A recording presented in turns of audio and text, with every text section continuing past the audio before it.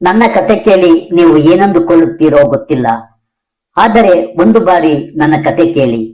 ನಾನು ದಾವಣಗೆರೆ ಜಿಲ್ಲೆಯವಳು. ದಾವಣಗೆರೆ ನಗರ ಪ್ರದೇಶದಲ್ಲಿ ವಾಸಿಸುತ್ತೇನೆ.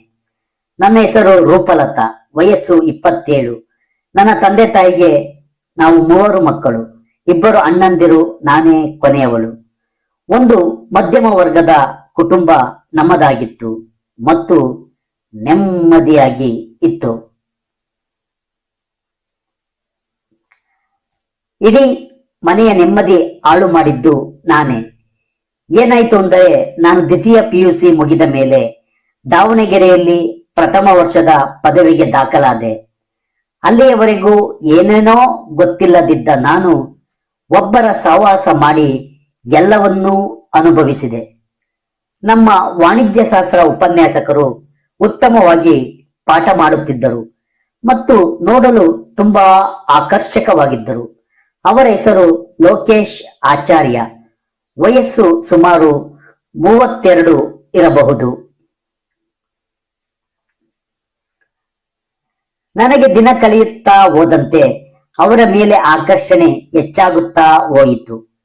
ಅವರ ತರಗತಿಗಳನ್ನು ನಾನು ಒಂದು ದಿನವೂ ಮಿಸ್ ಮಾಡುತ್ತಿರಲಿಲ್ಲ. ಸುಮ್ಮನೆ ಡೌಟ್ ಕೇಳಲು ಅವರ ಚೇಂಬರ್ಗೆ ಪದೇ ಪದೇ ಹೋಗುತ್ತಿದ್ದೆ. ಏಕೆಂದರೆ ಅವರನ್ನು ತುಂಬಾ ಹತ್ತಿರದಿಂದ ನೋಡಬಹುದು, ಮಾತನಾಡಬಹುದು ಎಂದು. ಅವರು ಕೂಡ ಉತ್ತಮವಾಗಿ ಸ್ಪಂದಿಸುತ್ತಿದ್ದರು. ಬಹುಶಃ ಅವರಿಗೂ ಅನಿಸಿರಬೇಕು, ಇವಳೇಕೆ ಪ್ರತಿದಿನ ಬಂದು ಈ ರೀತಿ ಕೇಳುತ್ತಾಳೆ ಎಂದು. ನಾನು ಅವರನ್ನು ತುಂಬಾ ಸೌಮ್ಯ ಸ್ವಭಾವದ ವ್ಯಕ್ತಿ ಎಂದುಕೊಂಡಿದ್ದೆ. ಅವರು ಕೂಡ ಬೇಗ ನನ್ನ ಆಸೆಗಳನ್ನು ತಿಳಿದುಕೊಂಡರು ಅನಿಸುತ್ತೆ. ಹಾಗಾಗಿ ಅವರು ಕೂಡ ಬೇಗ ನನ್ನ ಜೊತೆ ಕ್ಲೋಸ್ ಆಗಿಬಿಟ್ಟರು. ನಂತರ ದಿನ ಕಳೆದಂತೆ ಕಾಲೇಜಿನಿಂದ ಹೊರಗೂ ಕೂಡ ಭೇಟಿಯಾಗತೊಡಗಿದೆವು. ನಿಧಾನವಾಗಿ ಇಬ್ಬರಲ್ಲಿ ಪ್ರೀತಿ ಚಿಗುರತೊಡಗಿತ್ತು. ನನ್ನದು ಪ್ರಾಮಾಣಿಕ ಪ್ರೀತಿಯಾಗಿದ್ದರೆ ಅವರದು ಕಾಮದ ಬೆಂಕಿಯಾಗಿತ್ತು. ನನಗೆ ಇದರ ಅರಿವಿರಲಿಲ್ಲ. ಇನ್ನೂ ಮುಂದುವರೆದು ಕೈ ಹಿಡಿದು ತಿರುಗಾಡುವುದು, ಕದ್ದು ಮುಚ್ಚಿ ಸಿನಿಮಾಕ್ಕೆ ಹೋಗುವುದು ಮಾಡುತ್ತಿದ್ದೆವು. ಸಿನಿಮಾ ಥಿಯೇಟರ್ನಲ್ಲಿ ಅವರು ನನ್ನ ಕೈಗಳನ್ನು ಬಿಗಿಯಾಗಿ ಹಿಡಿದುಕೊಳ್ಳುವುದು, ಒಮ್ಮೊಮ್ಮೆ ಮೃದುವಾಗಿ ಸವರುವುದು ಮಾಡುತ್ತಿದ್ದರು. ಅದು ನನಗೆ ಹಿತವಾಗಿ ಕಾಣುತ್ತಿದ್ದರಿಂದ ನಾನು ಸುಖಿಸತೊಡಗಿದೆ. ಅವರು ನನ್ನ ಹೆಗಲ ಮೇಲೆ ಕೈ ಹಾಕಿಕೊಂಡು ಕುಳಿತುಕೊಳ್ಳುತ್ತಿದ್ದರು. ನನ್ನ ತಲೆಯನ್ನು ಅವರ ಎದೆಗೆ ಒತ್ತಿಕೊಳ್ಳುತ್ತಿದ್ದರು. ನನ್ನ ಮುಖ ಸವರುವುದು, ಕಿವಿಗಳನ್ನು ಹಿಂಡುವುದು, ತುಟಿಯ ಮೇಲೆ ಬೆರಳುಗಳನ್ನು ಆಡಿಸುವುದು, ಹೀಗೆಲ್ಲ ಮಾಡುತ್ತಿದ್ದರು. ಸಿನಿಮಾ ಮುಗಿಯುವಷ್ಟರೊಳಗೆ ನನ್ನ ಎದೆ ಭಾಗಗಳನ್ನು ಉಪಯೋಗಿಸಿಕೊಳ್ಳುತ್ತಿದ್ದರು. ನಾನು ಯಾವುದೋ ಮಾಯಾಲೋಕದಲ್ಲಿರುವಂತೆ ಅನಿಸುತ್ತಿತ್ತು. ನಾನು ವಿರೋಧ ಮಾಡದೆ ಇದ್ದುದರಿಂದ ಅವರ ಚೆಲ್ಲಾಟಗಳು ಜಾಸ್ತಿ ಆಗುತ್ತಿದ್ದವು. ಹೀಗೆ ದಿನಗಳು ಸಾಗುತ್ತಿದ್ದವು. ನಾನು ನನ್ನ ದ್ವಿತೀಯ ವರ್ಷದ ಪದವಿ ಮುಗಿಸಿದ ನಂತರ ಅವರನ್ನು ನನ್ನನ್ನು ಮದುವೆಯಾಗುವಂತೆ ಕೇಳಿಕೊಂಡೆ. ಅವರು ಕೂಡ ನೀನಂದ್ರೆ ನನಗಿಷ್ಟ, ನೀನು ಪದವಿ ಮುಗಿಸು, ನಂತರ ಮದುವೆ ಮಾಡಿಕೊಳ್ಳೋಣ, ಈಗ ಇದೇ ರೀತಿ ಎಂಜಾಯ್ ಮಾಡ್ತಾ ಇರೋಣ ಅಂದರು. ನಾನು ಅವರ ಮಾತುಗಳನ್ನು ನಂಬಿಬಿಟ್ಟೆ. ನಾನು ಕೊನೆಯ ವರ್ಷದ ಪದವಿ ತರಗತಿಯಲ್ಲಿದ್ದಾಗ ಅವರು ನನ್ನನ್ನು ಸಂಪೂರ್ಣವಾಗಿ ಉಪಯೋಗಿಸಿಕೊಂಡು ಬಿಟ್ಟರು. ಅಲ್ಲೇ ದಾವಣಗೆರೆಯಲ್ಲಿ ಅವರ ಸ್ನೇಹಿತರ ಮನೆಯಲ್ಲಿ ಎಲ್ಲವೂ ನಡೆದು ಹೋಯಿತು. ಅವರ ಸ್ನೇಹಿತ ಊರಿನಲ್ಲಿ ಇರಲಿಲ್ಲ, ಅವರು ಊರಿಗೆ ಹೋಗಿದ್ದರು. ಅವರ ಮನೆಕಿ ಇವರ ಹತ್ತಿರ ಕೊಟ್ಟು ಹೋಗಿದ್ದರು. ಇವರು ನನ್ನನ್ನು ಅಲ್ಲಿಗೆ ಕರೆದುಕೊಂಡು ಹೋಗಿ ನನ್ನನ್ನು ಇಂಚಿಂಚು ಬಿಡದಂತೆ ಮುದ್ದಾಡಿ ಎಲ್ಲವನ್ನು ಲೂಟಿ ಮಾಡಿಬಿಟ್ಟರು. ಅವರು ನನಗೆ ಇಷ್ಟೆಲ್ಲ ಮಾಡಬೇಕೆಂದರೆ ನಾನು ಎಷ್ಟು ಸುಂದರವಾಗಿದ್ದೆ ಎಂಬುದನ್ನ ನೀವೇ ಊಹಿಸಿಕೊಳ್ಳಿ. ಇದು ಕೇವಲ ಒಂದು ಬಾರಿಯಲ್ಲ, ಸಾಕಷ್ಟು ಬಾರಿ ನಡೆಯಿತು. ಒಂದು ಬಾರಿ ನಾನು ಗರ್ಭಿಣಿಯಾಗಿ ಬಿಟ್ಟೆ. ಆಗ ಅವರೇ ಮಾತ್ರೆ ತಂದು ಕೊಟ್ಟು ಅದನ್ನು ಕರಗಿಸಿದರು. ನನ್ನ ಅಂತಿಮ ವರ್ಷದ ಪದವಿ ಮುಗಿಯುವ ಹಂತಕ್ಕೆ ಬಂದಾಗ ನಾನು ಅವರಲ್ಲಿ ನಮ್ಮ ಮನೆಗೆ ಬಂದು ನಮ್ಮ ತಂದೆ ತಾಯಿ ಹತ್ತಿರ ಮಾತನಾಡಿ ನನ್ನನ್ನು ಮದುವೆ ಮಾಡಿಕೊಳ್ಳುವಂತೆ ಒತ್ತಾಯಿಸತೊಡಗಿದೆ. ಆಗ ಅವರು ಹೇಳಿದ ಒಂದು ಮಾತು ನನ್ನ ಹೃದಯವೇ ಸೀಳು ಹೋಗುವಂತಿತ್ತು.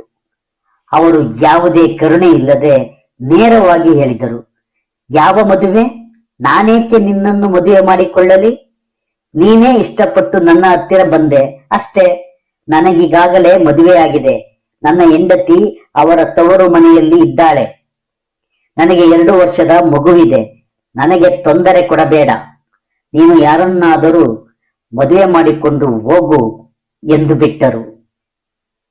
ನನಗೆ ಆಕಾಶವೇ ತಲೆ ಮೇಲೆ ಬಿದ್ದಂತಾಯಿತು. ಏಕೆಂದರೆ ನನ್ನ ಸುಂದರ ದೇಹವನ್ನು ಆ ಕಾಮಾಂಧನ ಹಸಿವಿಗೆ ಅರ್ಪಿಸಿಬಿಟ್ಟಿದ್ದೆ. ಈ ಸಮಯದಲ್ಲಿ ನನಗೆ ಏನು ಮಾಡಬೇಕು ಗೊತ್ತಾಗಲಿಲ್ಲ. ಈ ವಿಷಯ ವಿಮಲಳಿಗೆ ಮಾತ್ರ ಗೊತ್ತಿತ್ತು. ವಿಮಲಾ ಮತ್ತು ನಾನು ಅಕ್ಕಪಕ್ಕದ ಮನೆಯವರು. ಒಂದೇ ತರಗತಿಯಲ್ಲಿ ಓದುತ್ತಿದ್ದೆವು. ನಾನು ಅವಳಿಗೆ ಎಲ್ಲವನ್ನೂ ಹೇಳುತ್ತಿದ್ದೆ. ಅವಳು ಕೂಡ ಲೋಕೇಶ್ ಒಳ್ಳೆಯವರು, ನೀನು ಅವರನ್ನು ಮದುವೆ ಮಾಡಿಕೊಂಡರೆ ನಿನ್ನ ಜೀವನ ಸಂತೋಷವಾಗಿರುತ್ತದೆ ಎಂದು ನನಗೆ ಹೇಳುತ್ತಿದ್ದಳು. ಆದರೆ ನಾನು ಈ ವಿಷಯವನ್ನು ಅವಳಲ್ಲಿ ಹೇಳಿದಾಗ ಅವಳು ಗಾಬರಿಯಾಗಿ ಬಿಟ್ಟಳು.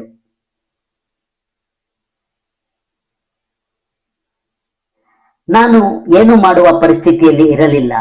ಆದರೆ ವಿಮಲಾ ಸುಮ್ಮನಿರಲಿಲ್ಲ. ನಮ್ಮ ಅಮ್ಮನಿಗೆ ಎಲ್ಲಾ ವಿಷಯವನ್ನು ಹೇಳಿಬಿಟ್ಟಳು. ಅಮ್ಮನಿಂದ ಅಪ್ಪನಿಗೆ, ನಂತರ ಅಣ್ಣಂದರಿಗೆ, ಹಾಗೆ ನಮ್ಮ ಬೀದಿಯ ಎಲ್ಲರಿಗೂ ವಿಷಯ ಗೊತ್ತಾಗಿ ಬಿಟ್ಟಿತು. ನಮ್ಮಪ್ಪ, ಅಣ್ಣ, ಅಮ್ಮ ಎಲ್ಲರೂ ಸೇರಿಕೊಂಡು ಈಗೇನು ಮಾಡುವುದು ಎಂದು ಚಿಂತಿಸುತ್ತಿದ್ದರು. ನಾನು ರೂಮ್ನಲ್ಲಿ ಒಬ್ಬಳೇ ಕಾಲ ಕಳೆಯುತ್ತಿದ್ದೆ. ನನ್ನ ಅಣ್ಣಂದಿರು ಕೂಡ ನನ್ನನ್ನು ತುಂಬಾ ಇಷ್ಟಪಡುತ್ತಿದ್ದರು. ಒಬ್ಬಳೇ ತಂಗಿ ಎಂದು ಮುದ್ದಾಗಿ ನೋಡಿಕೊಳ್ಳುತ್ತಿದ್ದರು. ಸ್ವಲ್ಪ ದಿನ ಎಲ್ಲರೂ ಸುಮ್ಮನಾಗಿ ಬಿಟ್ಟೆವು. ಲೋಕೇಶ್ ಸರ್ ನಮ್ಮ ಕಾಲೇಜಿನಿಂದ ಬೆಂಗಳೂರು ಕಡೆಗೆ ವರ್ಗವಾಗಿ ಹೋಗಿಬಿಟ್ಟರು. ನಾನು 1-2 ವರ್ಷ ಮನೆಯಲ್ಲೇ ಇದ್ದೆ. ನಂತರ ನನ್ನ ದೊಡ್ಡಣ್ಣನ ಆತ್ಮೀಯ ಸ್ನೇಹಿತ ಜಯರಾಮ್ ನನ್ನನ್ನು ಮದುವೆ ಮಾಡಿಕೊಳ್ಳಲು ಮುಂದೆ ಬಂದರು. ಆಶ್ಚರ್ಯವೆಂದರೆ ನನ್ನ ಎಲ್ಲಾ ವಿಷಯವೂ ಜಯರಾಮ್ ಅವರಿಗೆ ಗೊತ್ತಿತ್ತು. ಆದರೂ ಕೂಡ ಅವರು ನನ್ನನ್ನು ಮದುವೆಯಾಗಲು ಇಷ್ಟಪಟ್ಟರು. ನಾನು ಅವರೊಂದಿಗೆ ಪ್ರತ್ಯೇಕವಾಗಿ ನನ್ನ ಜೀವನದ ಘಟನೆಗಳು ನಿಮಗೆ ಗೊತ್ತಿದೆಯಲ್ಲವೇ? ಆದರೂ ನನ್ನನ್ನು ಮದುವೆ ಮಾಡಿಕೊಳ್ಳಲು ಮುಂದೆ ಬಂದಿದ್ದೀರಾ. ನಿಮ್ಮ ಒಳ್ಳೆಯತನಕ್ಕೆ, ನಿಮ್ಮ ಪ್ರೀತಿ ವಿಶ್ವಾಸಕ್ಕೆ ನಾನು, ನಮ್ಮ ಕುಟುಂಬದವರು ನಿಮಗೆ ಋಣಿಯಾಗಿರುತ್ತೇವೆ. ಆದರೂ ನೀವು ಮತ್ತೊಮ್ಮೆ ಯೋಚಿಸಿ ನಿರ್ಧಾರ ಮಾಡಿ. ಏಕೆಂದರೆ ನಾನೀಗಾಗಲೇ ಅಕ್ಕಿ ತಿಂದ ಹಣ್ಣಿನಂತ ಆಗಿಬಿಟ್ಟಿದ್ದೇನೆ ಎಂದು ಅವರಲ್ಲಿ ವಿನಂತಿಸಿದೆ. ಅದಕ್ಕೆ ಜಯರಾಮ್ ಅವರು, ರೂಪಾ, ನಿನ್ನದೇನೂ ತಪ್ಪಿಲ್ಲ. ನೀನು ಅವರನ್ನು ಪ್ರಾಮಾಣಿಕವಾಗಿ ಪ್ರೀತಿಸಿ ಮದುವೆಯಾಗಲು ಇಷ್ಟಪಟ್ಟಿದ್ದೆ. ಆದರೆ ಅವನೇ ನಿನಗೆ ಮೋಸ ಮಾಡಿದ್ದಾನೆ. ಹಾಗಾಗಿ ಆ ಕಹಿ ಘಟನೆಗಳನ್ನು ಮರೆತು ಬಿಡು. ನಾನು ನಿನ್ನನ್ನು ತುಂಬಾ ಚೆನ್ನಾಗಿ ನೋಡಿಕೊಳ್ಳುತ್ತೇನೆ. ನಿನಗೆ ಈಗಾಯಿತಲ್ಲ ಅಂತ ಕರುಣೆಯಿಂದ ನಾನು ಮದುವೆ ಆಗುತ್ತಿಲ್ಲ. ನಾನು ಕೂಡ 4-5 ವರ್ಷದಿಂದ ನಿನ್ನನ್ನು ತುಂಬಾ ಪ್ರೀತಿಸುತ್ತಿದ್ದೇನೆ. ನಿನ್ನ ಓದು ಮುಗಿದ ನಂತರ ನಿನ್ನ ಅಣ್ಣ ಮತ್ತು ನಿಮ್ಮ ತಂದೆ ತಾಯಿಯರ ಒಪ್ಪಿಗೆ ಪಡೆದು ಮದುವೆಯಾಗಬೇಕೆಂದುಕೊಂಡಿದ್ದೆ. ಈಗಲೂ ಅದೇ ರೀತಿ ಮಾಡುತ್ತೇನೆ. ನೀನು ಏನೋ ಕೆಟ್ಟ ಯೋಚನೆಗಳನ್ನು ಮಾಡಬೇಡ. ಧೈರ್ಯವಾಗಿರು. ನಮ್ಮ ಮುಂದಿನ ಜೀವನ ನಿಜವಾಗಲು ಸುಖಕರವಾಗಿರುತ್ತದೆ ಎಂದು ತುಂಬಾ ಆತ್ಮವಿಶ್ವಾಸದಿಂದ ಹೇಳಿದರು. ಎಲ್ಲವೂ ಹಾಗೇ ಆಯಿತು. ಜಯರಾಮ್ಗೆ ಯಾವುದೇ ಸರ್ಕಾರಿ ನೌಕರಿ ಸಿಗಲಿಲ್ಲ. ಆದರೂ ಅವರು ಒಂದು ಹಣ್ಣಿನ ಅಂಗಡಿ ಇಟ್ಟುಕೊಂಡು ಚೆನ್ನಾಗಿ ಸಂಪಾದಿಸುತ್ತಿದ್ದರು. ಅವರು ಬಂದು ನಮ್ಮ ಮನೆಯಲ್ಲಿ ವಿಷಯ ಪ್ರಸ್ತಾಪಿಸಿ ನನ್ನನ್ನು ಮದುವೆ ಮಾಡಿಕೊಂಡರು. ನಾನು ಕೂಡ ಎಲ್ಲವನ್ನು ಮರೆತು ಅವರ ಜೊತೆ ಸುಖ ಸಂಸಾರ ಮಾಡುತ್ತಿದ್ದೇನೆ. ನಮ್ಮ ಸುಖ ಸಂಸಾರಕ್ಕೆ ಸಾಕ್ಷಿಯಾಗಿ ನನಗೆ ಕೀರ್ತಿ ಎಂಬ 2 ವರ್ಷದ ಸುಂದರವಾದ ಮಗಳಿದ್ದಾಳೆ. ಸದ್ಯಕ್ಕೆ ಯಾವುದೇ ತೊಂದರೆ ಇಲ್ಲದೆ ನಮ್ಮ ಸಂಸಾರ ನಡೆದುಕೊಂಡು ಹೋಗುತ್ತಿದೆ.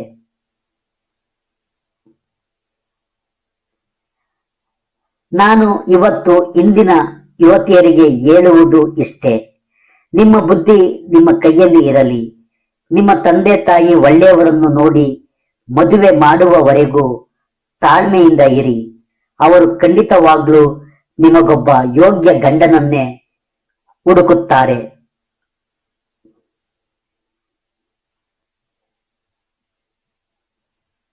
ಈ ಕತೆ ಇಷ್ಟವಾಗಿದ್ದರೆ ನನ್ನ ಚಾನೆಲ್ ಅನ್ನು ಸಬ್ಸ್ಕ್ರೈಬ್ ಮಾಡಿಕೊಳ್ಳಿ.